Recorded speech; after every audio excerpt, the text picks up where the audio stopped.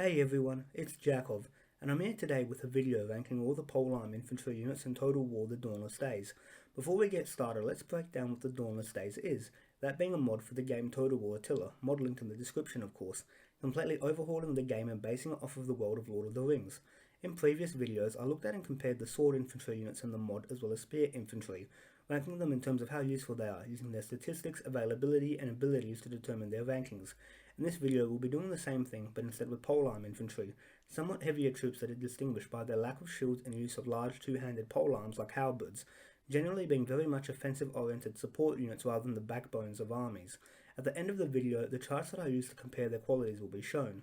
Before I get into the rankings, first, I'd like you to like and subscribe if you like what you're hearing, and after that, I want to make it clear that these rankings are purely my opinion and as such are subjective, so if my rankings don't match yours, don't feel bad.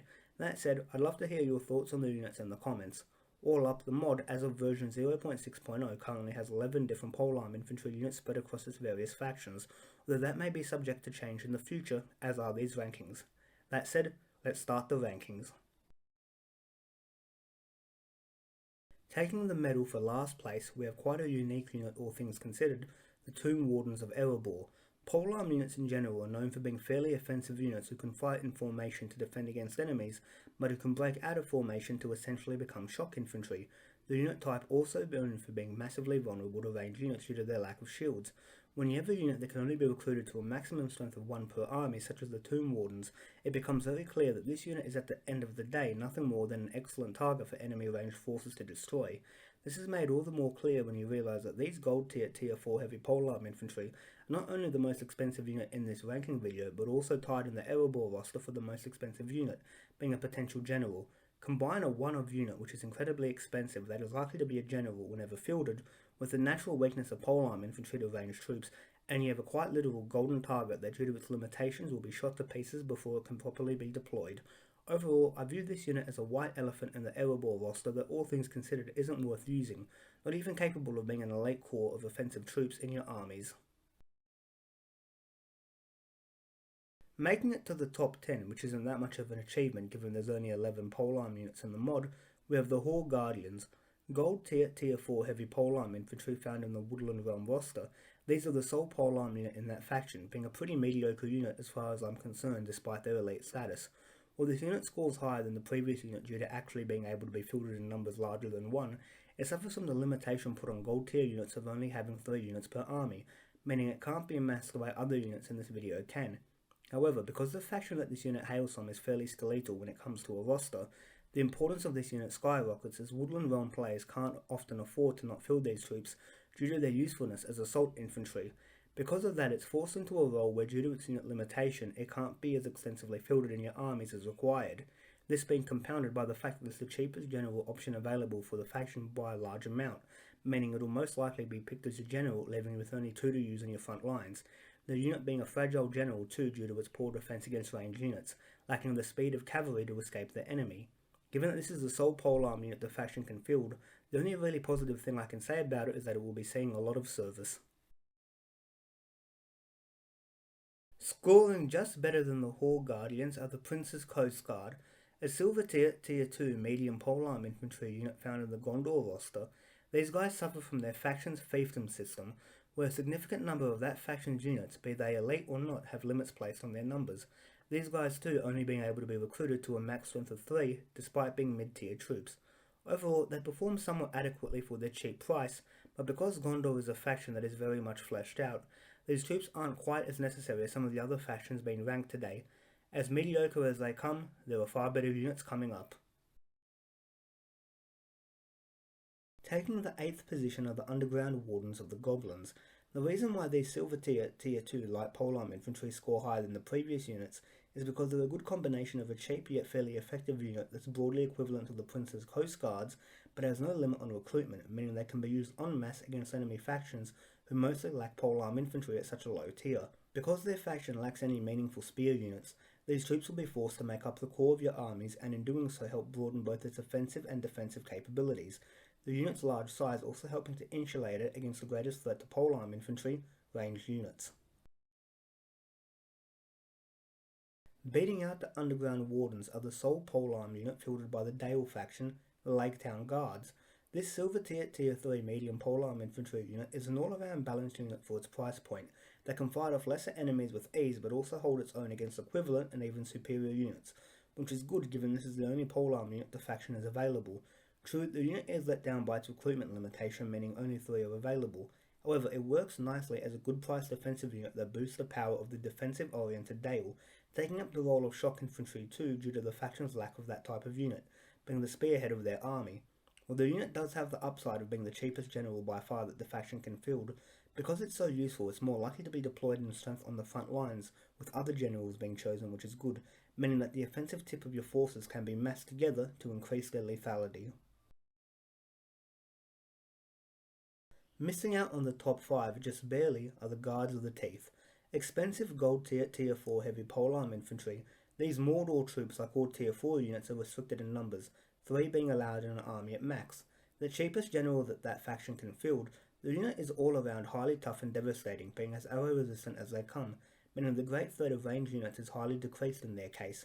As a unit, these troops help encapsulate the highly offensive spirit of Mordor and work well in such a capacity, being the elite troops that smash through enemy fortifications and formations in coordination with lesser orc infantry, also being useful at tearing apart cavalry, horsemen in particular being a threat to Mordor, which this unit defends against well. Just making it into the top 5 are the Morgul Legion, another unit of polearm infantry found in the Mordor roster. Silver tier 3 heavy polearm infantry, these troops too are also limited in their recruitment availability, meaning that if you want to field as many polearm units as possible, you will have to have 3 of these and 3 of the previous unit, which when combined make for a highly offensive army composition. The main reason why these guys trump out on their superiors in the form of the Guards of the Teeth is because unlike that unit, these troops can't be recruited as general, which means they can always be used on your front lines or as a less valuable reserve, unlike potential generals which will always be kept out of danger as long as possible if you're smart. These troops essentially raising your strength immediately when chosen.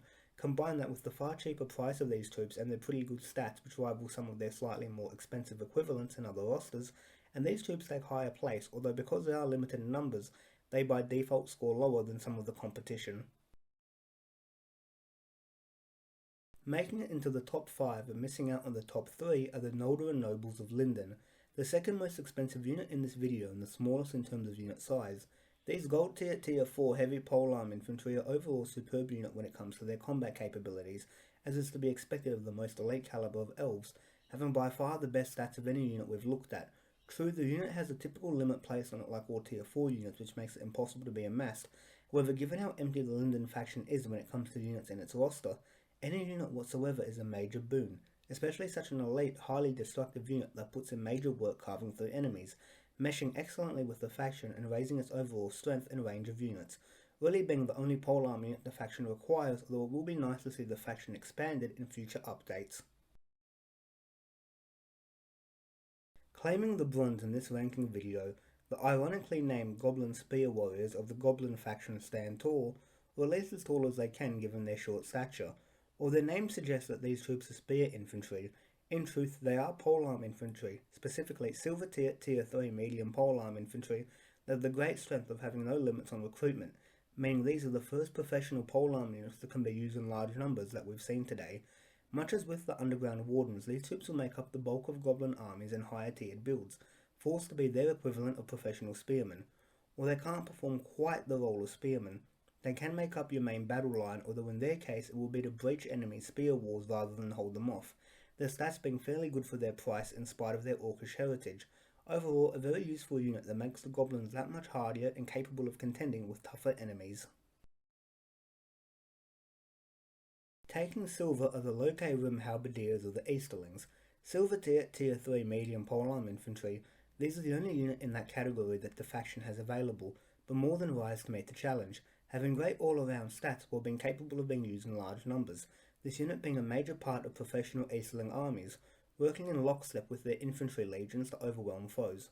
Polearm infantry seems to be an integral part of the Easterling strategy, and while this unit isn't quite as vital as it was previously when the faction roster was mostly empty, the unit is still required if you want to solidify victories when playing as that faction. Finally, standing above all competitors in possession of the gold medal are the Erebor Halberdiers of, as you could probably guess by the name, the Erebor faction. It really seems to be a trend, and I want to make it clear, not an intentional one, that the unit which claims first place often shares the same faction with the unit taking last place. Looking at these silver tier, tier 2 medium polearm infantry, they're a unit that with their price and availability makes for a perfect combination, being a cheap, easily amassed unit that works well in a mixed defensive-offensive role early on before switching to a purely offensive role as the game progresses. The only other unit that even remotely contests it in being able to be amassed early on are the Underground Wardens. This unit, funnily enough, sharing the same characteristic of being the core of its respective faction's mid-game builds, as Erebor lacks mid-tier spears, although as the faction progresses and spear infantry becomes available, these troops are still highly useful in their specific role as polearm warriors. Overall, a crucial unit that's absolutely required when playing as Erebor, whose presence or absence will always be a battle determiner. So there we have it, people, all the polearm infantry in the current version of the mod ranked. Remember, these rankings are purely subjective, so if you disagree, please let me know in the comments. I'd absolutely love to know what you think, as it will give me insight that I'd otherwise be missing. If you've enjoyed this video, please like and subscribe. It might not seem like much, but for such a small channel, it's massively appreciated. More ranking videos will be coming up, as well as army build videos too, as well as battle scenarios, so if you like the sounds of that, stick around the channel. Before I head out, I'll give a reminder that the tables that I use to compare the units are just coming up. But with that said, this is your host Jakov, signing out.